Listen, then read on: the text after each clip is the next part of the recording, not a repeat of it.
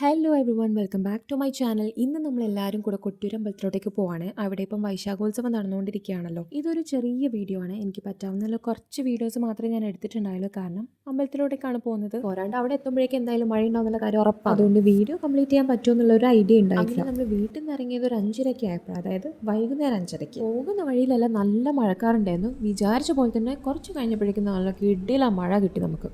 അങ്ങനെ കുറച്ച് നേരത്തെ യാത്രയ്ക്ക് ശേഷം നമ്മൾ കൊട്ടിയൂർ അമ്പലത്തിൽ നല്ല തിരക്കുണ്ടാവുന്നൊക്കെ പ്രതീക്ഷിച്ച് തന്നെയാട്ടോ നമ്മൾ ഇറങ്ങിയത്. ആ പ്രതീക്ഷ എന്തായാലും തെറ്റില്ല. കാരണം നല്ല ബ്ലോക്ക് ഉണ്ടായിരുന്നു അവിടെ എത്തുമ്പോൾ തന്നെ. ഈ പുഴയിലാണ് സാധാരണ ആൾക്കാർ കുളിച്ചിട്ട് അമ്പലത്തിലോട്ടേക്ക് പോകുന്നത്. പക്ഷേ നമ്മൾ പോയ സമയത്ത് ആരും ഇറങ്ങിയത് കണ്ടില്ല. കാരണം നല്ല അടിയൊഴുക്കുണ്ടായിരുന്നു. നമ്മൾ അവിടുന്ന് കാലൊക്കെ കഴുകിയിട്ടാണ് ഉള്ളിലേക്ക് കയറിയത്. അങ്ങനെ ഞാൻ പറഞ്ഞ പോലെ തന്നെ അവിടെ എത്തുമ്പോഴേക്കും അത്യാവശ്യം മഴയുണ്ട്. പിന്നെ ഈ അമ്പലത്തിന്റെ പ്രത്യേകത എന്ന് പറയുന്നത് തന്നെ മഴ നനഞ്ഞ് പ്രാർത്ഥിക്കുമ്പോഴാണ് അതിന്റെ പൂർണ്ണതയിലെത്താന്ന് പറയുന്നത്.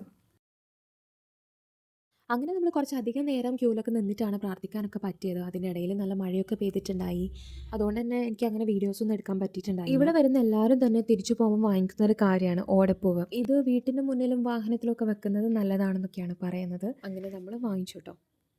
അപ്പോൾ അത്രയേ ഉള്ളൂ. ബൈ.